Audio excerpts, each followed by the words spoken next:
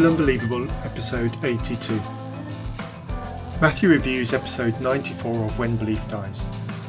This is the episode where Sam interviews John Lennox, talking about his book, Cosmic Chemistry. If you've not listened to When Belief Dies, it's a podcast by former believer Sam, where he has mild-mannered conversations with a variety of interesting guests. Sam takes a much calmer approach to his interviews and discussions than we do at Still Unbelievable, often letting his guests say things that utterly frustrate me, and where I would jump in, Sam doesn't react. It's a very different style of conversation. I revel in the thrust of a robust challenge, but there are also times where I do appreciate Sam's softer approach. On a personal level, John Lennox is probably my least favourite apologist, certainly in the bottom three. I simply don't engage with his communication style, and I find some of the things he says to be borderline objectionable.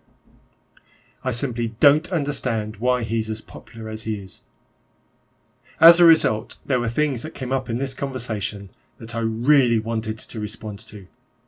Sam pretty much guaranteed my interest in this episode with his first question to Lennox. You talk about Richard Dawkins at length in your work, and you utilise his work as an example of belief in naturalistic or materialistic worldviews and their precursor to the results of science and how we present findings. At times you mention things like scientism. How invasive do you think this issue is both within our institutions and the narratives we use to make sense of the world? Scientism is a pet peeve of mine. It is a word that is often thrown about by Christians that seems to be used solely for the purposes of painting the conclusions of science as belief states that are equivalent to religious belief. What it does is drag the scientific standard down to the level of religious credulity and does no one any favours. Let's see how it gets answered. In the West, I would say that the dominant culture is very much in terms of naturalism, materialism. And then within that, there is a smaller but very vocal group of people who espouse scientism, the idea that science is the only way to truth. I'm not sure that anyone says that science is the only way to truth. However, there is no shortage of people who say that science is the single best way of getting to the truth.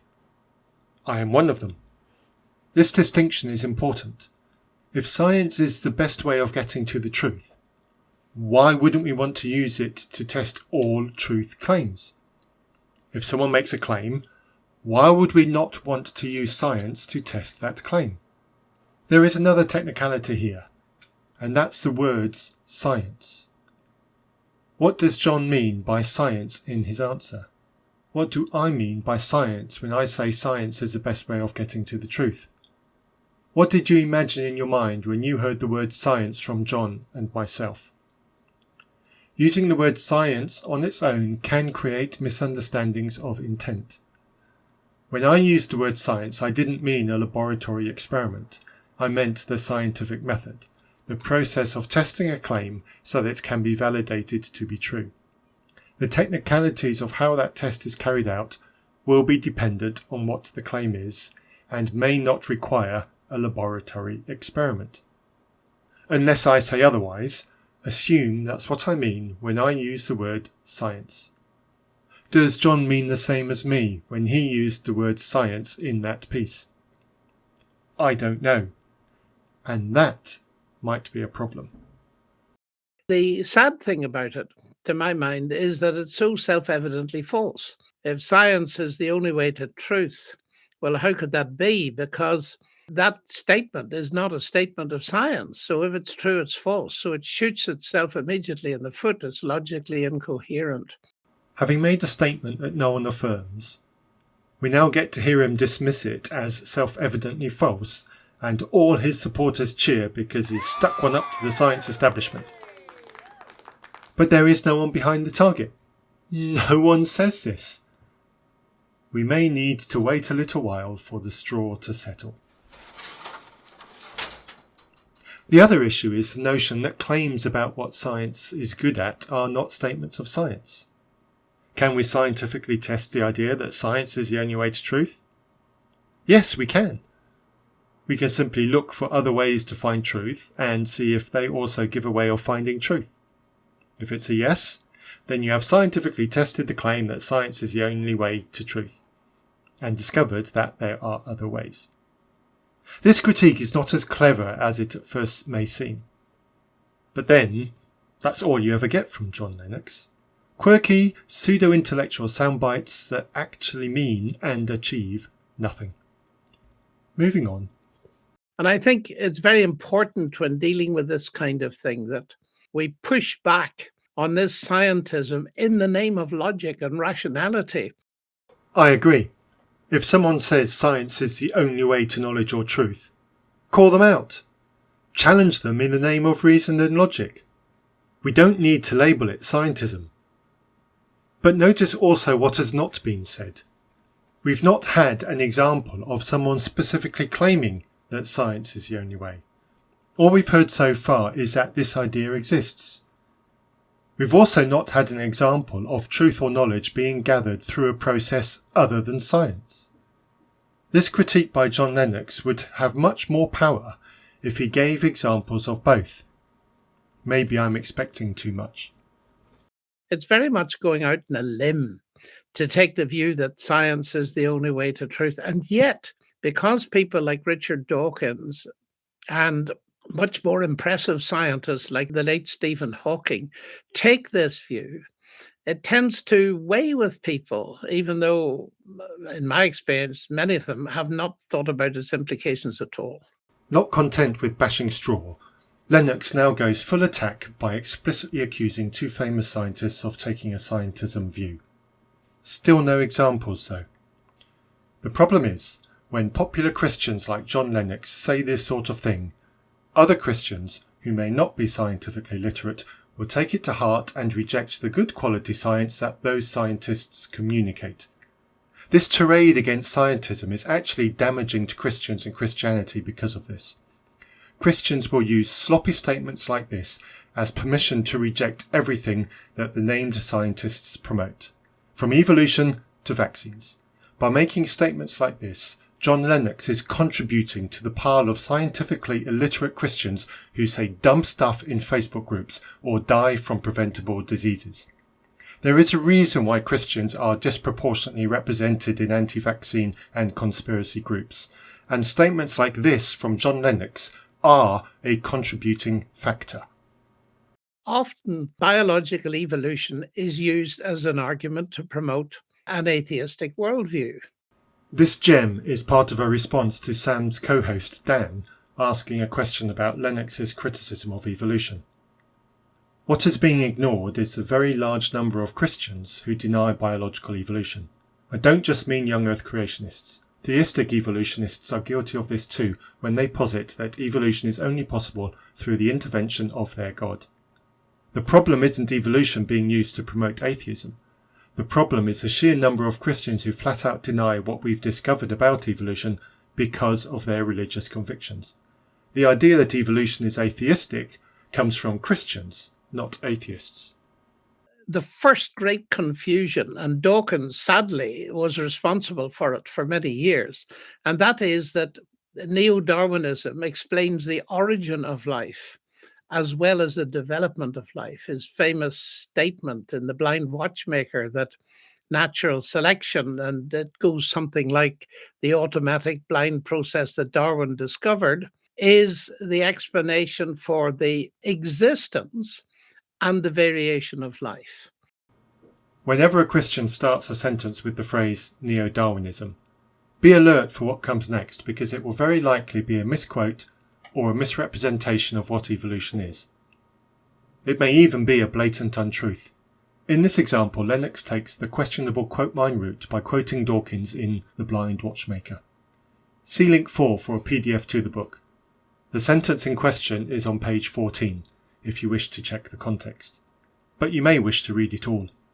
What Dawkins actually wrote is this: Natural selection, the blind, unconscious, automatic process which Darwin discovered, and which we now know is the explanation for the existence and apparently purposeful form of all life, has no purpose in mind.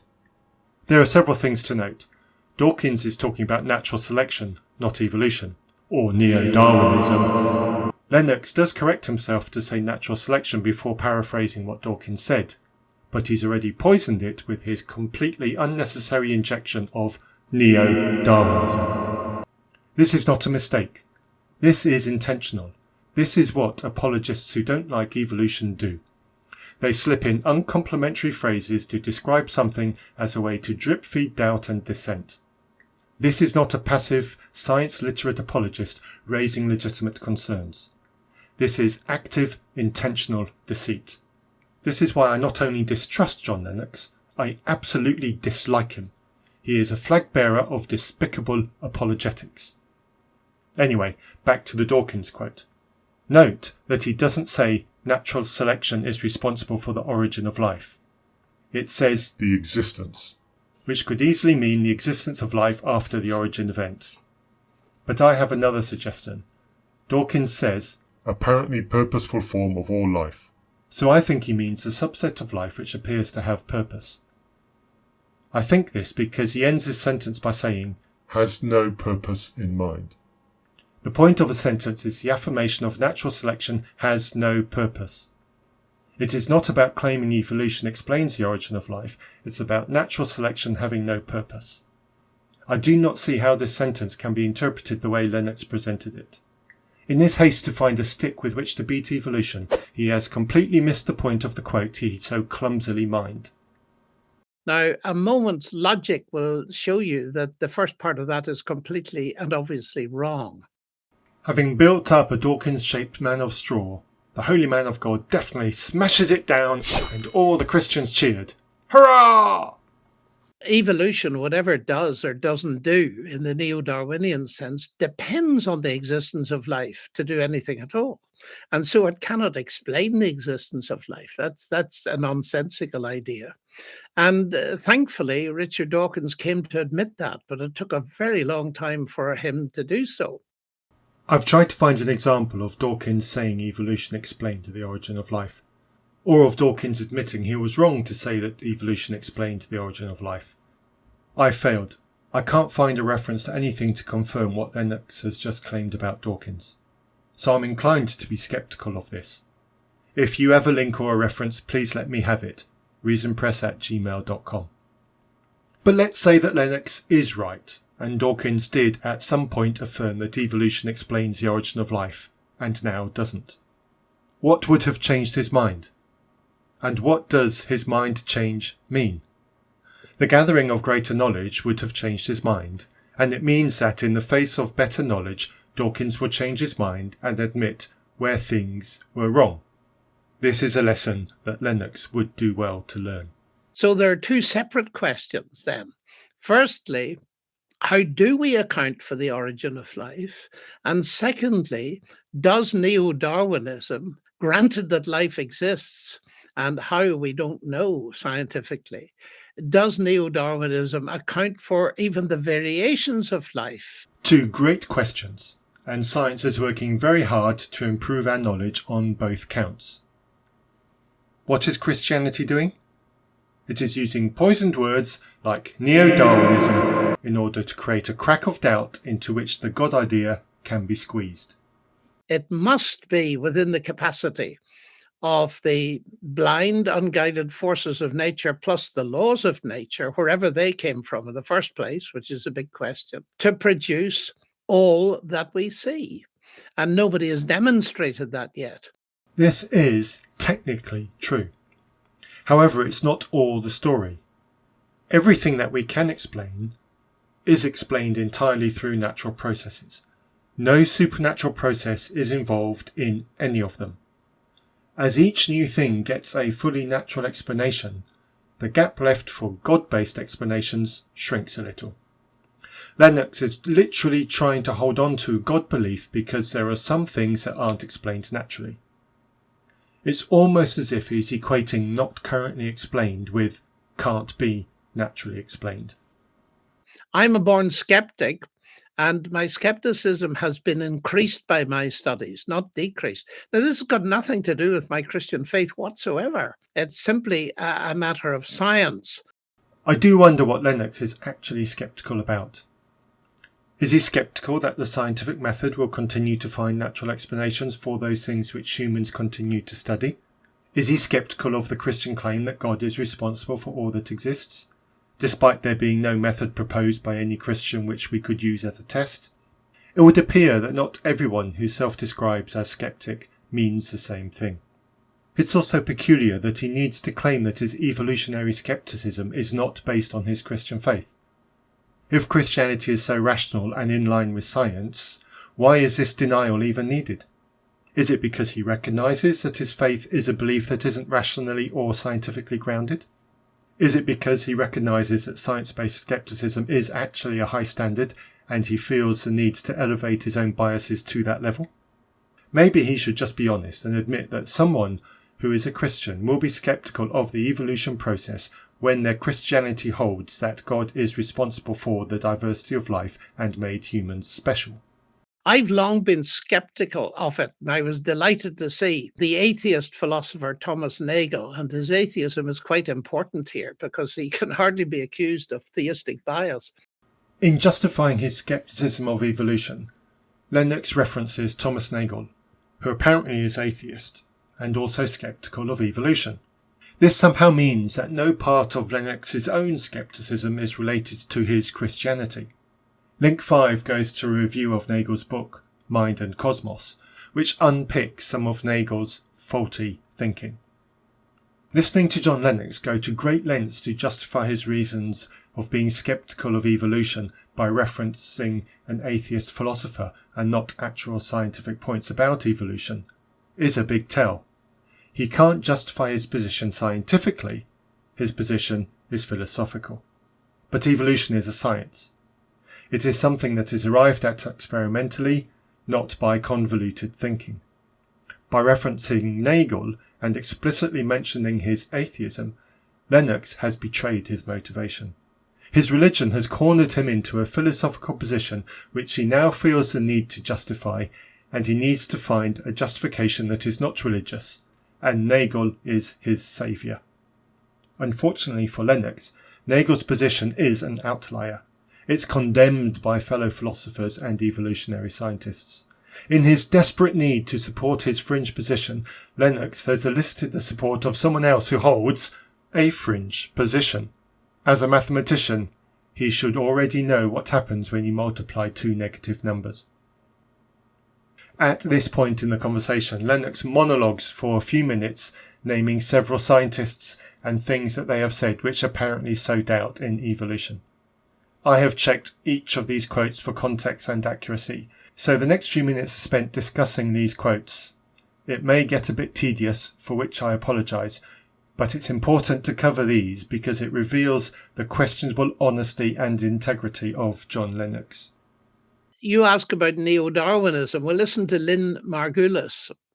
Like a sugary snack, she says, that temporarily satisfies our appetite, but deprives us of more nutritious foods.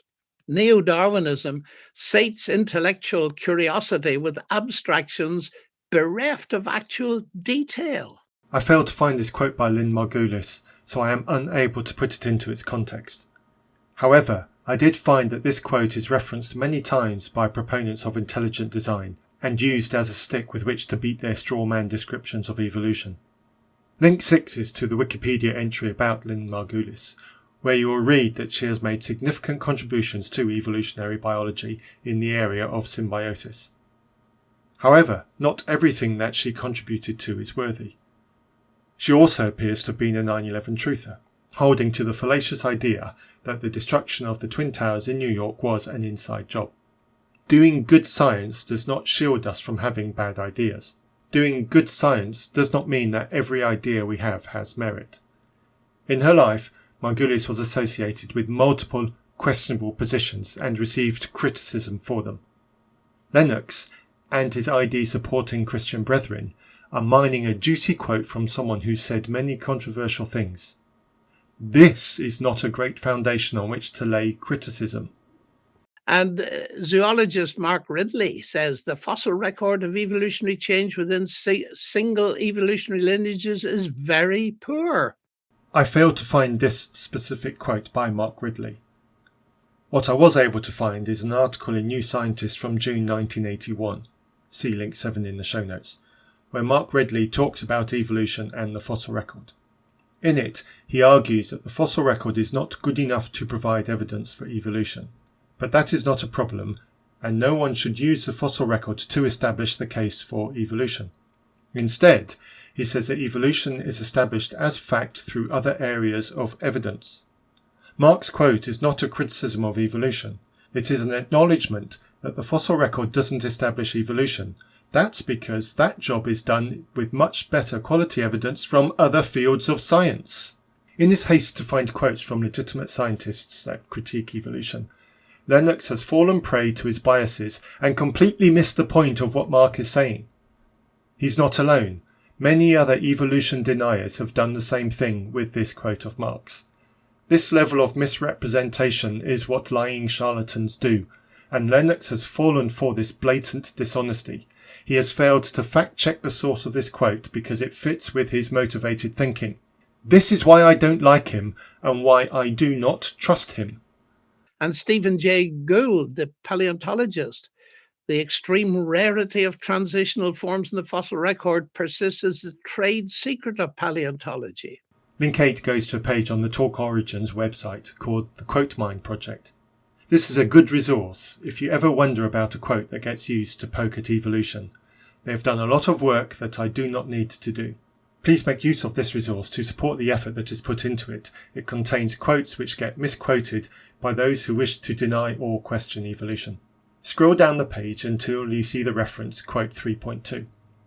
This quote by Stephen Jay Gould is there in full with a few additional explanations. For brevity, I'll read a single pertinent sentence.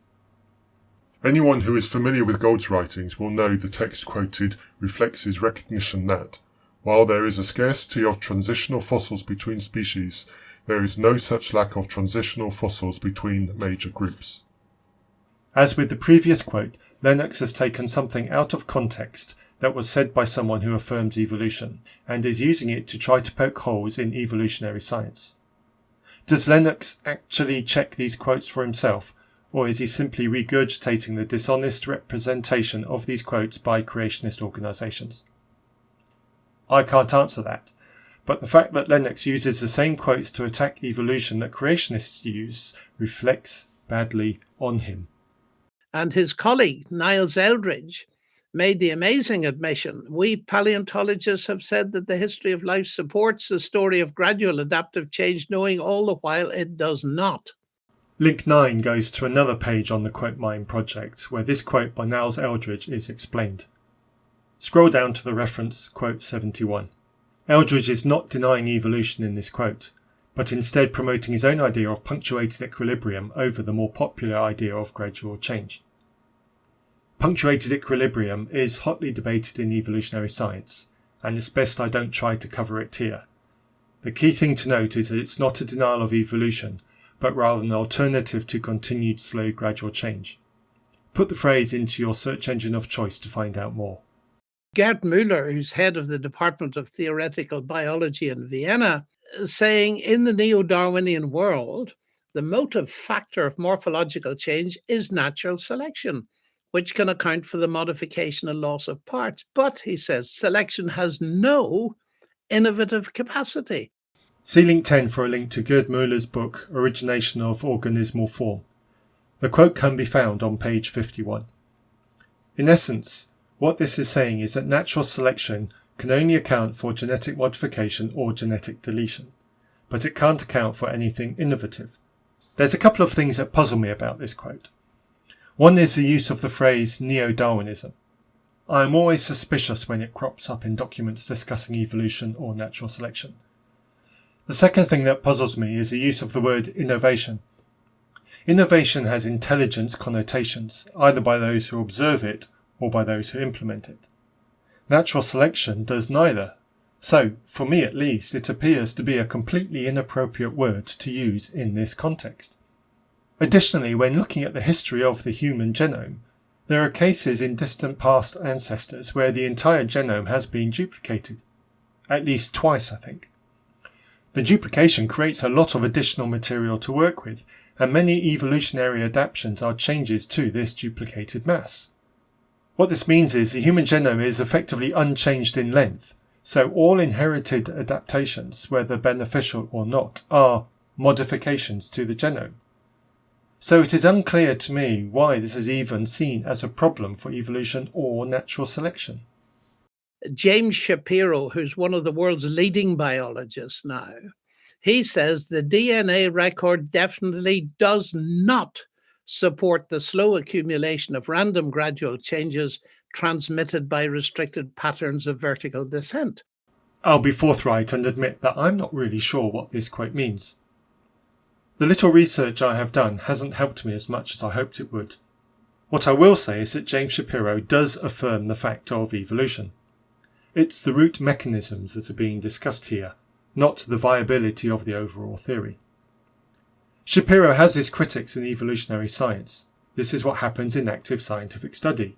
There is robust challenge of ideas, and those that survive the challenge and show themselves to be viable get taken more seriously. Sometimes egos are at stake. None of this challenges the notion that evolution happened. It's about how it happened. Lennox has fallen for the trap that his friends in the intelligent design community have unwittingly laid. That is, to mistake technical disagreement within evolutionary science as evidence that the very idea of evolution is faulty. It's not. If you are an expert in evolution and can explain these past few points better than me, please get in touch and we can have a discussion. I am always happy to learn. reasonpress@gmail.com. Having let loose with his list of prepared soundbites which do absolutely nothing to dent the credibility of evolution, the conversation moves on. Here is Lennox responding to a comment from Dan about complexity in DNA. You can create a sign that says exit and it's got meaning, but it requires human intelligence. And all our intuition tells us that when we see a semiotic dimension, even if it's 4 letters, EXIT, we postulate intelligence. And here I am meeting people constantly who look at the human genome with its 4 billion letters, and they say chance and necessity, and there's no evidence for that whatsoever. This is nonsense. Humans seeing a sign on the wall with the letters EXIT are engaging in social agreement, because we agree that it helps everyone, and we like that. Trying to claim that because humans create signs with letters on equates to DNA being created because humans use letters to indicate the elements within DNA is a ridiculous reach. Even if we do not understand what is behind the existence of a particular thing that we discover, the idea that intelligence is behind it is not a science stopper. Otherwise, there'd be no archaeology or forensic science or anything like that. This is a blatant category error. Archaeology and forensic science are the study of past events by humans or other animals that have existed or still exist. We know of their existence because we see their ancestors about today, and we have detectable physical evidence that we can use to link past events to the groups that performed them. We know humans built rudimentary dwellings in the past because we find human bones in those dwellings. We can make estimates on the relative intelligence of those past humans from the art they created and the tools they used. There is a direct link that we can test, and we use the human-designed scientific method to discover, test and validate hypotheses about the past. None of this is true for the Christian claim that an intelligent creator God is responsible for this universe and all matter within it. So yes, positing God as an answer is a science stopper when there is no science offered with which we can detect, test, validate or otherwise determine anything about that God. Replacing God for intelligence and calling it the science of intelligent design is no more than a cynical attempt to trap secular scientists into a place where Christians can accuse them of being closed-minded. Their Christian motive is still to put God as the creator of everything, and a slick change of words does not magically change any of the evidence to be in their favour. Don't fall for it. I prefer an explanation that makes sense to one that makes no sense whatsoever. That is a rational approach. We agree. I prefer explanations that make sense too. But what makes sense is a subjective value. There's something that I prefer even more, and that's explanations which can be validated and confirmed to be true. Sometimes the right explanation doesn't make sense. Why didn't Lennox affirm that he prefers the truth? Why was he so deliberate in his choice of words for this sentence? Is he really saying that he would prefer an explanation that makes sense to him over the right explanation that he doesn't understand? Because that's what it sounds like.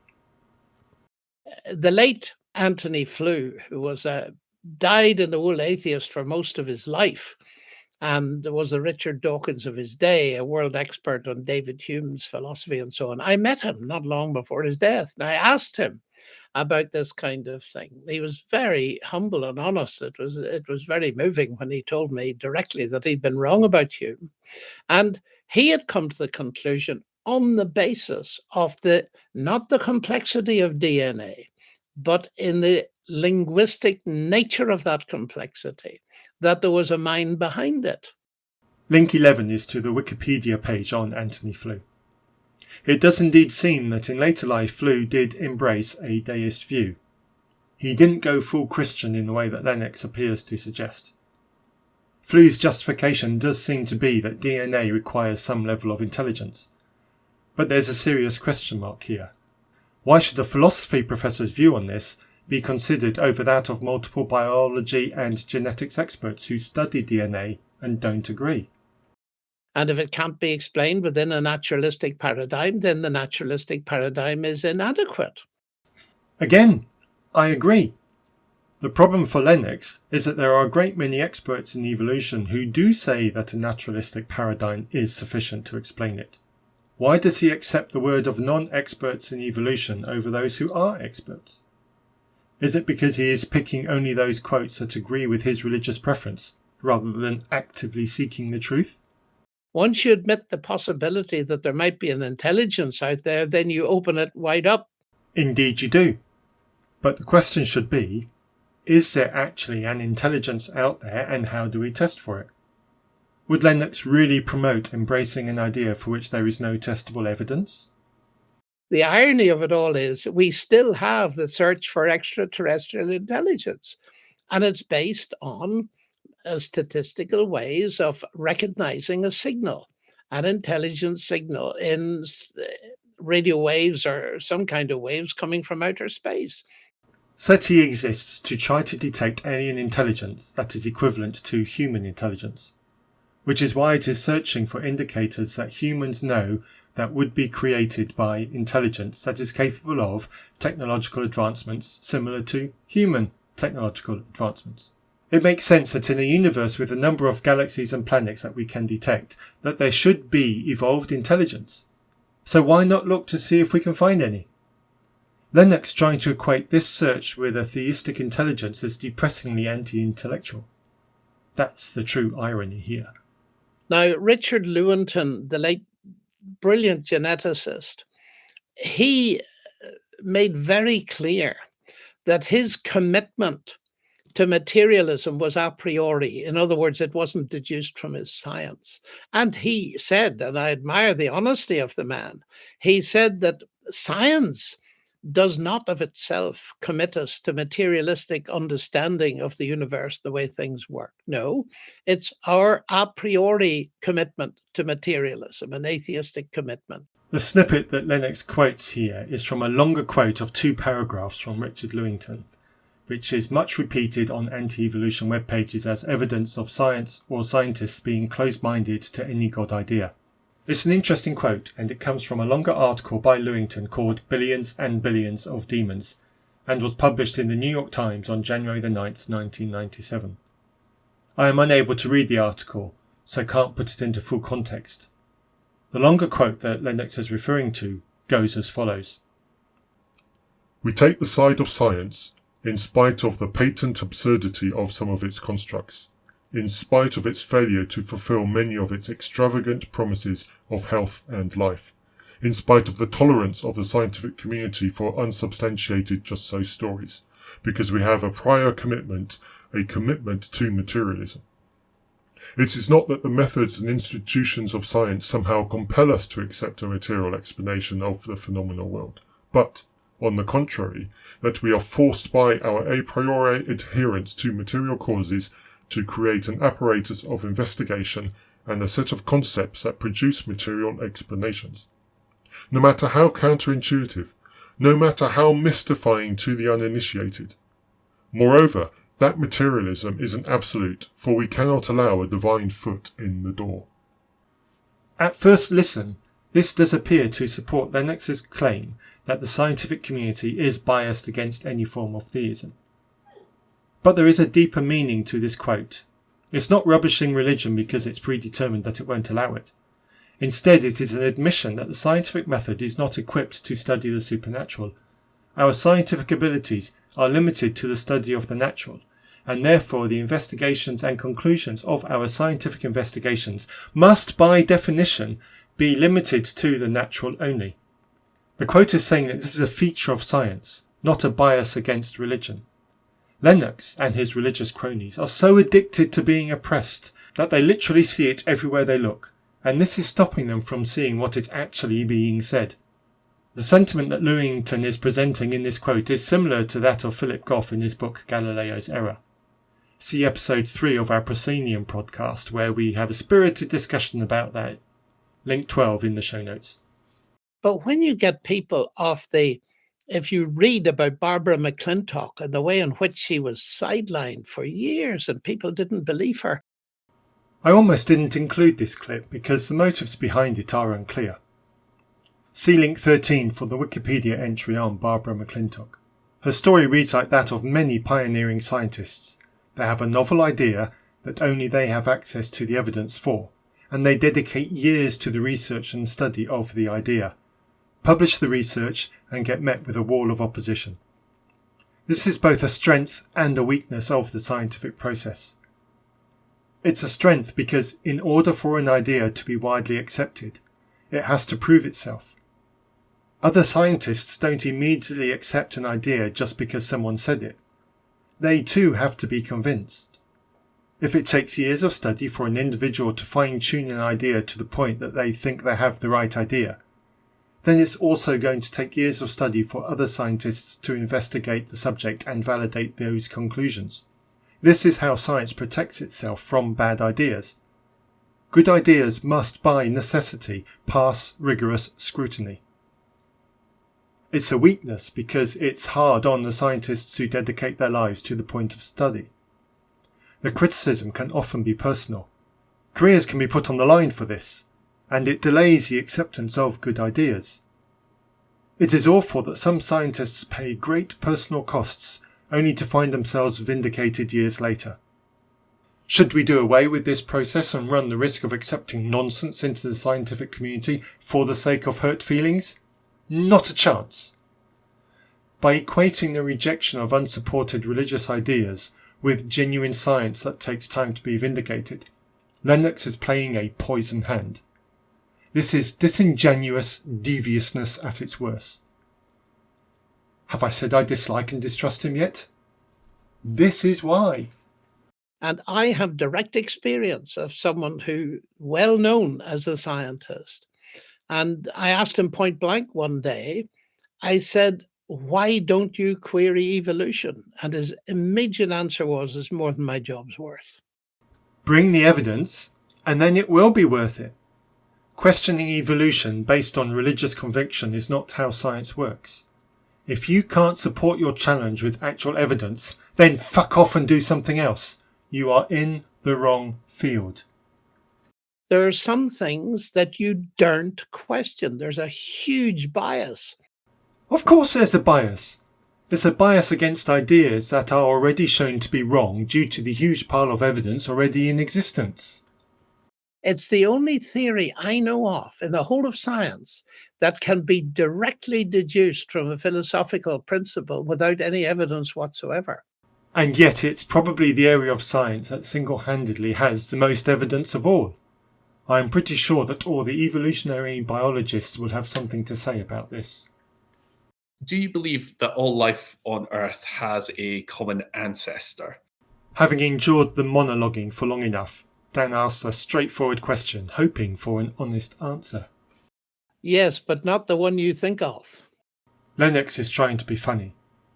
But we all know what's coming. He's going to go all woo-woo and not actually answer the question. All life on Earth originated in the mind of God. Told you. Pigeons remain pigeons. The science is revealing is that you have had in the past relatively few, but very real, informational singularities, or to put them another way, times when information has been injected into the system from outside. This is classic Lennox. He's introduced a bullshit idea with no evidential support. But because he's claimed that science shows this, his Christian sycophants will lap it up and repeat it on internet forums to people like me. There is no evidence to support this claim. If you are a listener who thinks I'm wrong, please send me a link to the study, reasonpress@gmail.com. Now, I don't know that that's answered your question. What do you think, listeners? To me, it's clear that Lennox accepts variation within a species, but does not accept common ancestry. But it's not clear what he thinks about how each species arrived. Does he think God created each new species at the same time as per Genesis 1? Or does he think each new species is created at various points over an elongated timeline? He doesn't say. He plays those cards close to his chest, which isn't good for honest dialogue because it leaves us guessing as to what he actually believes and promotes. When Dan asks a follow-up about the DNA traits that are common to humans and chimps, Lennox says, That's exactly what you'd expect if they had a common designer. even the shared virus markers in non-functional DNA? Or what about the fused chromosome 2 in humans? This is direct evolutionary evidence. Why would a designer do that? If you believe in God, who's the creator and upholder of the universe, in principle, he can do it any way he likes. And this is exactly the problem with creationism and intelligent design. They have no direct evidence of God's intervention. But that's okay because God can choose to do it that way. Earlier in the episode, Lennox rallied about how science was naturalistically biased. And here he is admitting to his own bias. The difference being, we have evidence for naturalistic processes and a methodology for investigating them. All God-based ideas rely on simply stating that God did it. I do think that the evidence is now becoming almost irresistible, that there's some kind of intelligence behind it. Okay, fine. Present it with your methodology so that others can replicate and validate the idea. Failure to present evidence is why you get pilloried by atheists such as myself. Failure to present the evidence is why I can't take you seriously. Failure to present the evidence is why I think Lennox is disingenuous and dishonest. I am not alone in my conclusion. If Lennox is right, the evidence will vindicate him. But first he needs to present it. But you're not going to get to the God of the Bible, so to speak, by studying biology. And here comes the get-out clause. He can't present evidence as required by scientific standards, so what does he have? One is historical and the other is experiential. So if you like, it's history of psychology. In other words, things people wrote down hundreds of years ago when fact recording was not as rigorous as it is today. And the other is subjective personal experiences, which typically cannot be validated independently. If that's a standard you're willing to get behind, then by all means believe in alien visitation, every single god ever talked about, and countless other nonsense things various humans have held over the years. This is not a good look for someone who wants to be taken seriously by the scientific community. The episode ends with Lennox giving an anecdote about his upbringing and getting into Christianity. I applaud Sam and Dan for their calm demeanour during their chat with Lennox. I would not have managed it, and I am not motivated to try. Hearing Lennox charge headlong into what sounded like a well-rehearsed monologue about various people in science and the things they've said was a huge warning that my existing dislike for him was justified. Having to track down and check each of the things he said in this episode was tedious, but revealed what I see as a baseline dishonesty in the brand of Christianity that Lennox adheres to. Added to all that, Lennox's reluctance to be fully open about what he actually believes was the most telling part. I suspect that he is intentionally vague so that he can protect himself from the sort of quote mining that he has engaged in here. But more than that, I also think it shows that at some level he knows that a lot of what he says is wrong, or at least questionable. But he's now so invested into Christianity that he can't face the embarrassment of admitting what he's got wrong. Like every good hustler, he's gone all in and will play this role for the rest of his life.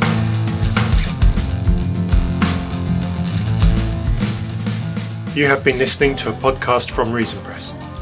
Do you have any thoughts on what you've just heard? Do you have a topic that you would like us to cover?